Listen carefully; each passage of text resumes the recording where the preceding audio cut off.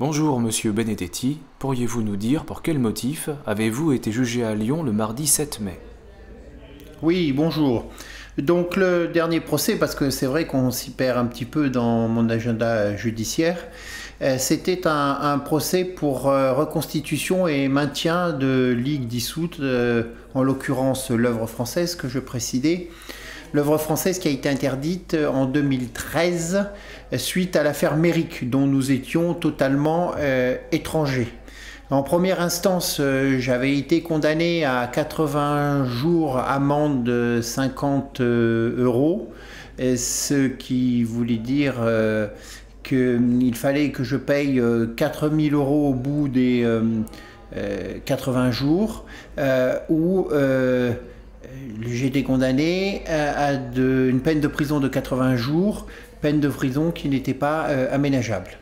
Donc le parquet avait fait appel, c'est-à-dire le ministère public avait fait appel, et j'ai été convoqué donc ce 7 mai pour le procès en appel. Belle journée de celle d'aujourd'hui à Lyon pour ce procès où je vais rappeler poliment à la cour d'appel que l'interdiction de l'œuvre française, ils peuvent se la mettre où je pense. C'est une belle journée, c'est un procès pour rappeler la permanence de notre combat du nationalisme qu'incarne très bien l'œuvre française et tous ceux qui se retrouvent derrière ce mouvement historique qui possède cette légitimité. Maintenant, cette cour, bien évidemment, a à juger quelque chose qui ne dépend pas d'elle, puisque l'interdiction de l'œuvre française a été faite en amont de manière unilatérale et administrative par le gouvernement socialiste de l'époque, avec le commanditaire Manuel Valls. Et s'ils veulent utiliser ce procès pour me faire courber la tête ou en pensant que je vais ramper le sol, ils se trompent. Nous sommes au service de la communauté nationale contre un système qui défend les intérêts de l'oligarchie. Donc il n'est pas question qu'on baisse la tête. Et c'est la tête haute et le cœur battant que je me présente devant cette cour d'appel. Donc je vous retrouve à la sortie. À tout à l'heure. Et du coup, comment s'est passée l'audience?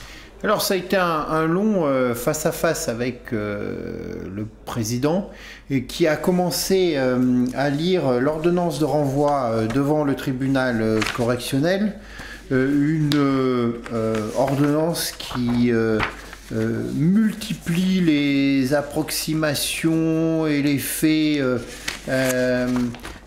du genre c'est l'homme qui a vu le loup, œuvre française.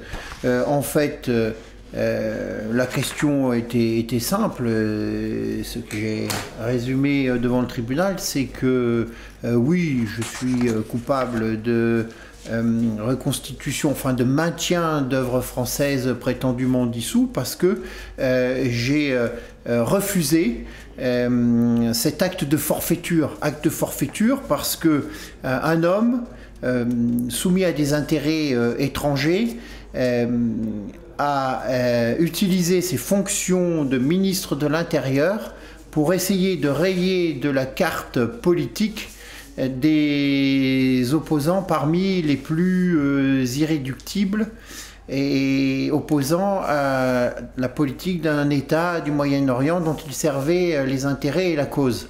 Je dénonce Manuel Valls parce qu'il a revendiqué le crime. L'interdiction donc date de juillet 2013 et en septembre de la même année, il revendique la dissolution de l'œuvre française dans un discours de rentrée à l'université d'été du Parti socialiste, en dénonçant l'œuvre française comme la matrice de l'extrême droite depuis une dizaine d'années, comme un hommage du vice à la vertu. Et en fait, bien évidemment, c'est pas une dizaine d'années, mais l'œuvre française, même si le mouvement a l'âge de la France, puisqu'elle incarne la légitimité française, l'œuvre française a été créée en 1968, donc plus de 50 ans d'histoire de combat et de représentation du nationalisme en France.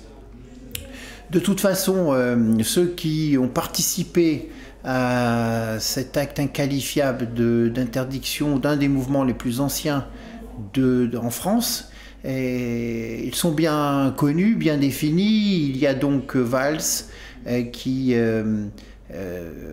en a été l'artisan.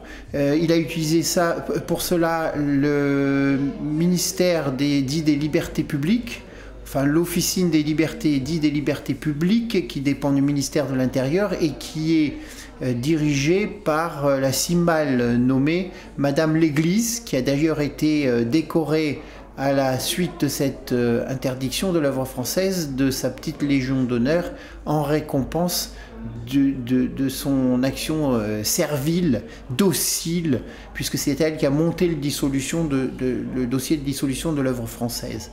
Bien évidemment, celui qui a signé le décret de dissolution, c'est le président de l'époque de la République, M. Hollande, l'insignifiant, que je n'oublie pas. D'ailleurs, j'ai répété à la barre, comme devant le juge d'instruction, comme devant le policier qui menait l'enquête et qui m'a entendu à cet objet, qu'on parlerait encore de l'œuvre française, qu'on ne parlerait plus, enfin, que l'œuvre française existerait encore, qu'on ne parlerait plus ni de Valls ni de Hollande.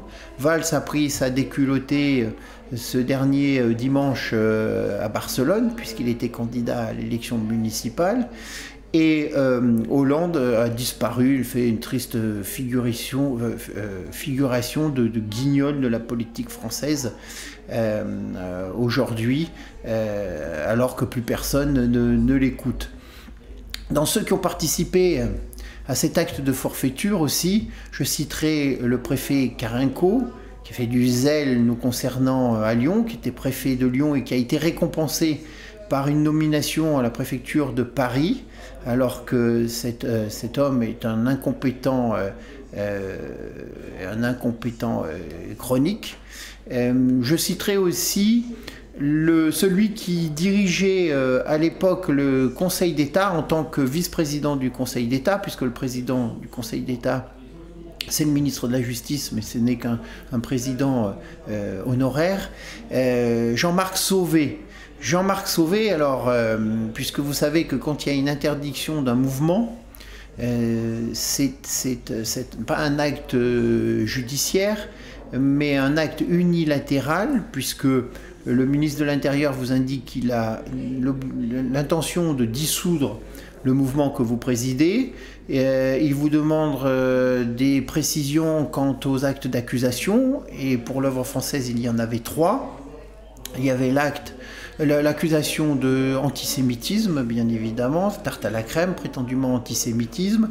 Le deuxième, c'était pour constitution de groupe armé, ce qui était ridicule, puisque nous utilisions les chemises bleues, et il m'accusait d'avoir utilisé une arme dans un des camps du mouvement, alors que c'était une carabine à plomb d'enfant de mon fils.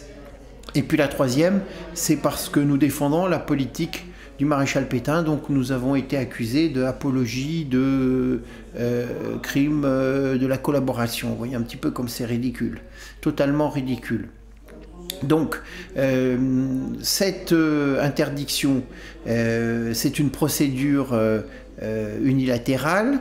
Vous avez beau arguer et soutenir une défense précise, argumenter, la dissolution se fait par simple décret, que vous pouvez contester devant le Conseil d'État, ce que nous avons fait.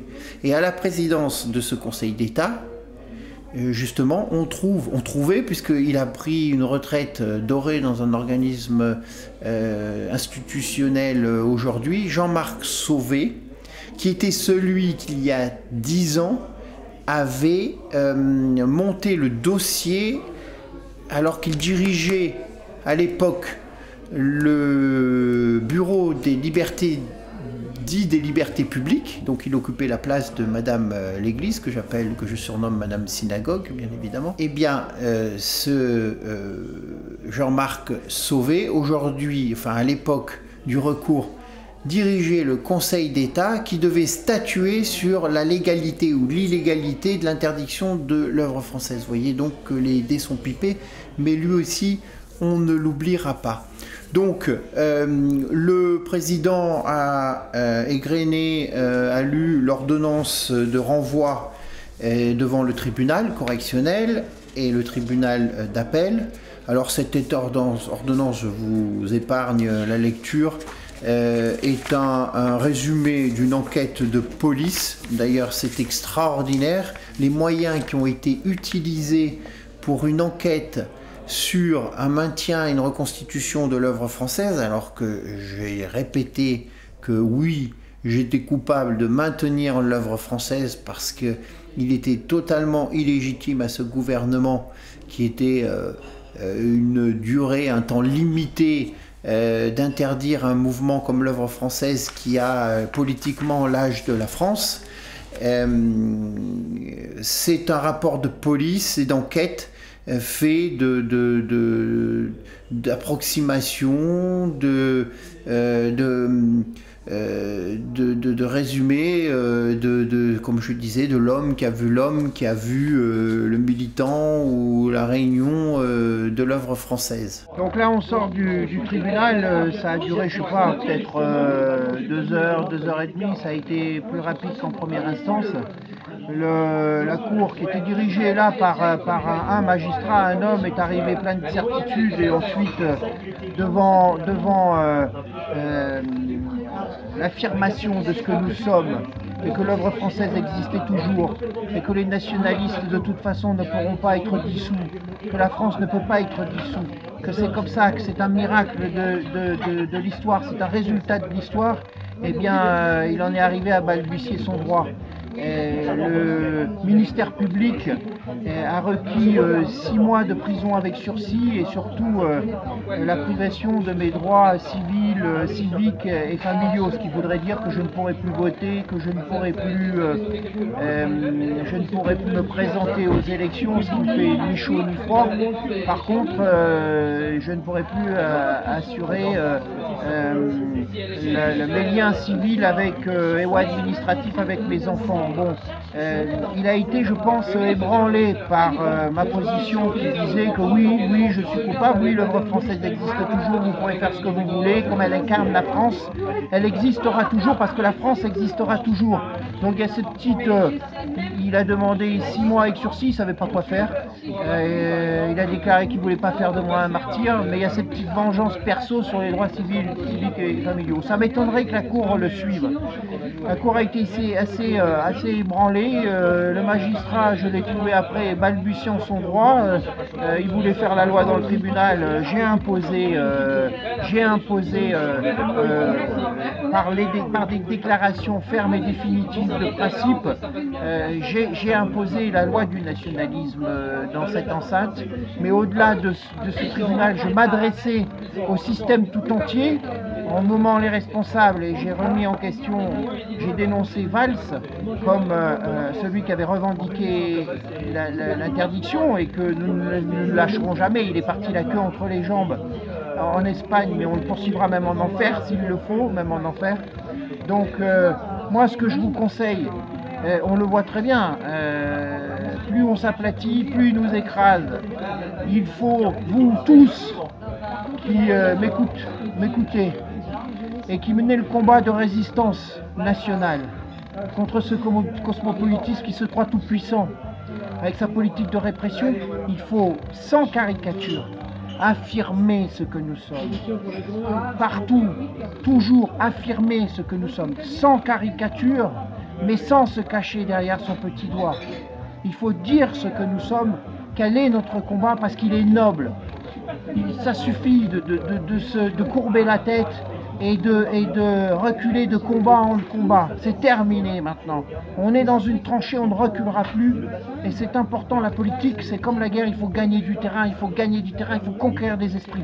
Et pour conquérir des esprits, conquérir des cœurs, conquérir des âmes, il faut montrer aux Français ce que nous sommes réellement. Et ne pas avoir honte, parce qu'être nationaliste, mener le combat aujourd'hui que nous menons pour la France, pour la civilisation et même pour un ordre mondial restauré, un ordre mondial géopolitique autour des nations, eh bien c'est un combat noble et on doit être fier de ça. C'est le message que je voudrais passer aujourd'hui. Au sortir de ce tribunal, ils ne nous feront jamais courber la tête.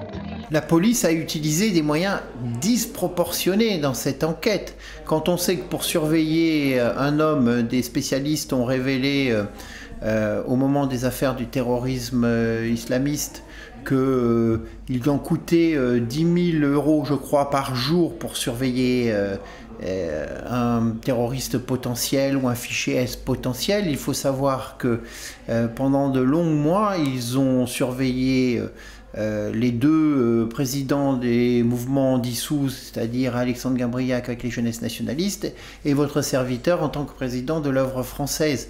Ils ont utilisé des moyens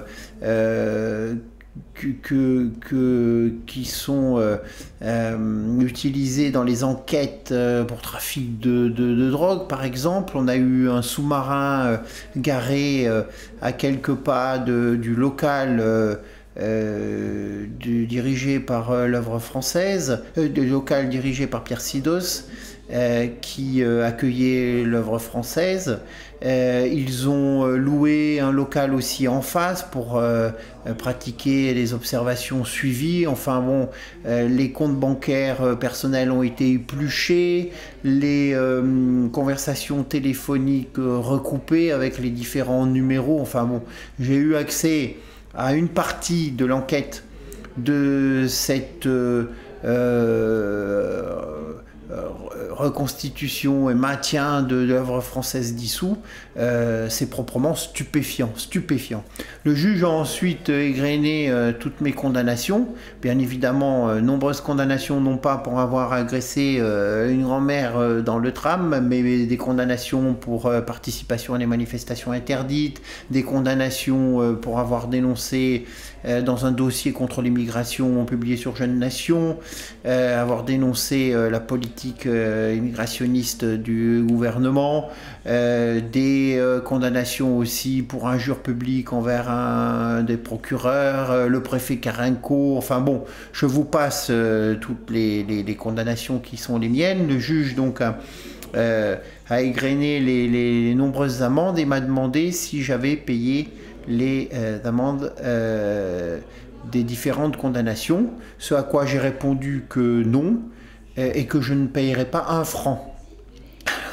Ce qui est assez comique, c'est que le juge me dit « mais monsieur, c'est en euros », ça n'en était pas aperçu. Et ils me prennent vraiment pour le benet, pour un golo, le golo du moment. Et j'ai pu lui répondre que, bien évidemment, nous savons que c'est en euros, mais que nous parlons en francs parce que nous allons rétablir le franc, nous militons pour rétablir le franc et qu'il fallait qu'il commence à en prendre l'habitude parce que c'est inéluctable, le franc allait revenir.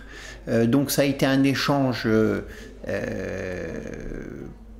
plus ou moins cordial avec ce président qui était de mauvaise humeur, je ne sais pas pourquoi, peut-être parce que je me suis présenté avec l'insigne de l'œuvre française, prétendument dissous. Mais voilà, il m'a posé une question qui était somme toute assez intéressante.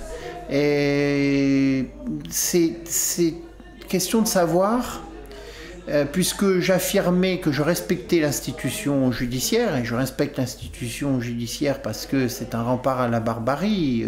On ne peut pas avoir de société viable et de civilisation sans avoir un État qui rend une justice impartiale, alors que je refusais les condamnations de cette même justice. Ce à quoi je lui ai répondu que les affaires politiques en France étaient jugées par la justice ordinaire et que souvent des juge militant, se faisait le bras armé de la politique répressive du système et d'un gouvernement à la solde de l'étranger. Donc c'est vrai que la question est somme toute assez intéressante. Voilà, donc le temps est venu ensuite du réquisitoire, du ministère public, puisqu'on est en appel, hein, c'est pas un procureur, c'est un ministère public que j'avais totalement décontenancé, puisque il est commencé à dire le condamné à de la prison ferme, c'est en faire un martyr. Le condamné à des amendes, il ne paye pas les amendes. Donc il ne savait pas quoi requérir et il a conclu par la demande de 6 mois de prison avec sursis. Et pour se venger un petit peu, parce qu'il n'avait pas l'habitude de voir un prévenu qui affirmait sa culpabilité, il a réclamé par petite vengeance personnelle le retrait de mes droits civiques, civils et familiaux. J'ai terminé ensuite, alors il y a eu la plaidoirie de mon avocat qui justement a rappelé qu'il y avait un recours devant il y avait un recours en cours devant la Cour européenne des droits de l'homme, que la Cour avait que le dossier avait passé un premier stade puisque la requête a été enregistrée, que la Cour européenne des droits de l'homme a demandé les conclusions au gouvernement français, que celui-ci a adressé à cette Cour la même ordonnance qu'il avait rédigée, d'ordonnance de renvoi devant les tribunaux français, et que devant tant d'imprécisions, eh bien, la Cour a demandé au gouvernement de requalifier les faits de manière plus précise. Donc vous voyez que la balle est dans le camp du gouvernement français et que la Cour européenne fait un travail un peu plus sérieux en termes de justice que les différentes cours de la justice nationale. Ce qu'a argué mon avocat, maître Pierre-Marie Bonneau, et il a demandé à la Cour de suspendre sa condamnation ou son jugement plutôt, en attendant le résultat de la Cour européenne, du renvoi devant la Cour européenne qui ne devrait pas tarder à statuer. J'interviens aujourd'hui après avoir défendu notre ami Ivan Benedetti devant la Cour d'appel de Lyon. Il était poursuivi pour avoir continué à maintenir haut le drapeau de l'œuvre française après la dissolution en 2013 de ce mouvement. Tout d'abord, il convient de relever qu'il n'existe pas réellement dans le dossier d'autres éléments que ses déclarations et sa volonté affirmée d'incarner seul la continuation d'une famille politique, maintenant presque centenaire, et d'un mouvement qui est né en 1968, alors que celui qui en a porté la dissolution, notre ancien ministre Manuel Valls, n'est devenu français qu'en 1982.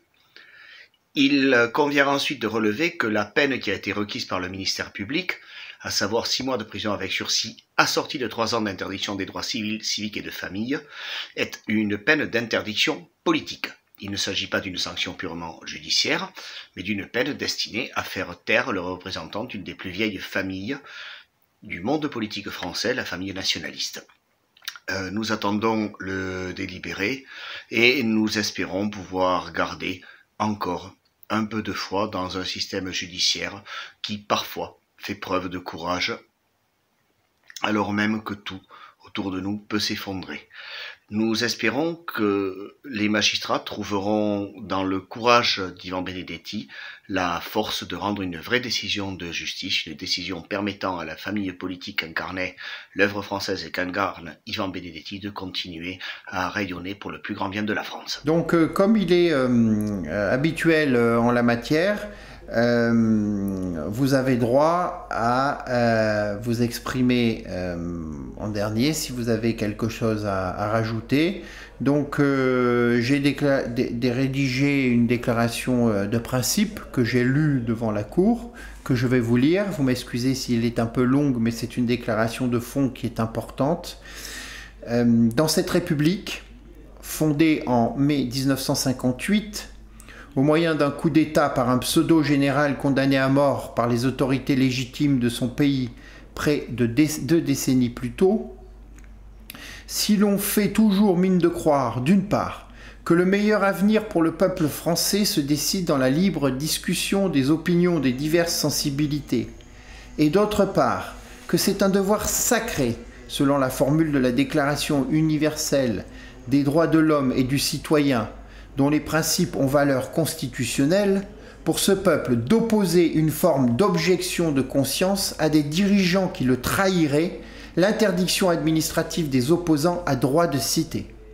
Au mépris du principe de la séparation des pouvoirs, il incombe aujourd'hui à l'autorité judiciaire de porter l'estocade à un dissident que le pouvoir a décidé de priver de ses droits fondamentaux, civils et familiaux, et d'association et d'expression. Rude tâche pour cette institution, garante de l'ordre public, et même rempart contre la barbarie qui envahit notre société, que de se prononcer pour mettre un point final à un procès politique dont elle n'a pas été l'instigatrice. Je ne conteste pas, en tant que nationaliste, le principe d'une direction ferme et assurée du pays, au mépris des droits de l'opposition, si l'intérêt national le nécessite, mais je dénie ce droit à ce régime hypocritement drapé dans des principes qu'elle se garde bien d'appliquer. Je conteste la légitimité de la dissolution de l'œuvre française, parce que le ministre de l'Intérieur de l'époque qui l'a prononcée n'était même pas français quand elle a été fondée, et qu'il n'est déjà plus français au moment où l'on me juge pour avoir dénoncé cette mascarade, ayant repris en 2018 la nationalité espagnole qu'il avait abandonnée au profit de la nôtre en 1982. Je la conteste, cette interdiction, parce que Manuel Valls n'a pas dissous l'œuvre française en tant que danger pour la France, mais en tant que danger pour la République, ou tout du moins pour ce qu'il met derrière ce mot. Un naïf n'ayant pas perçu la dimension carriériste du personnage et le caractère profondément anational des nouvelles élites européennes pourrait se demander si M. Valls ne s'est pas rendu à nos arguments quant aux défauts du système républicain et plus particulièrement de sa 5e itération, puisqu'il a préféré retourner s'installer dans sa monarchie natale, en Espagne. Mais si pour M. Valls, la République n'est pas la France, mais un principe philosophique, universaliste, maçonnique, hérité de la révolution bourgeoise de 1789 et qui a une valeur supérieure à celle du pays qu'il abrite en son sein, pour nous, nationalistes, cette République n'est pas la France. Et leur petit personnel comme Manuel Valls, la France reste. En nous dissolvant, M. Valls ne cherchait pas à protéger la France, mais au contraire à retirer à celle-ci les moyens de se défendre contre le terrifiant projet mondialiste, la sécularisation de l'eschatologie juive ayant débouché sur le judaïsme politique avec la création de ce pseudo-État fondé sur le terrorisme. Israël, auquel M. Valls avait, alors même qu'il était député de notre Parlement, fait allégeance en juin 2011 à Strasbourg en déclarant qu'il lui était lié de manière éternelle. Sans remonter aux querelles de succession de l'Ancien Régime, le pouvoir, depuis la Révolution française, a toujours dénoncé ceux qui contestaient sa légitimité et qui n'avaient parfois d'autre choix pour ce faire que d'accepter des soutiens extérieurs, comme des traîtres, des agents de l'étranger. C'est le procès qu'on a fait à Louis XVI pendant la Révolution. Celui encore plus indigne qu'on a fait en 1945 au maréchal Pétain. Les vrais agents de l'étranger, aux ordres de Londres et de Moscou, avaient alors pris la peine de travestir la vérité, faisant au maréchal le procès d'être un agent de la France en prétendant le juger en tant qu'agent de l'étranger. Il est nouveau et parfaitement révélateur que le pouvoir ne prenne plus aujourd'hui la peine de cette dissimulation et me fasse ouvertement le procès d'être un agent de la France.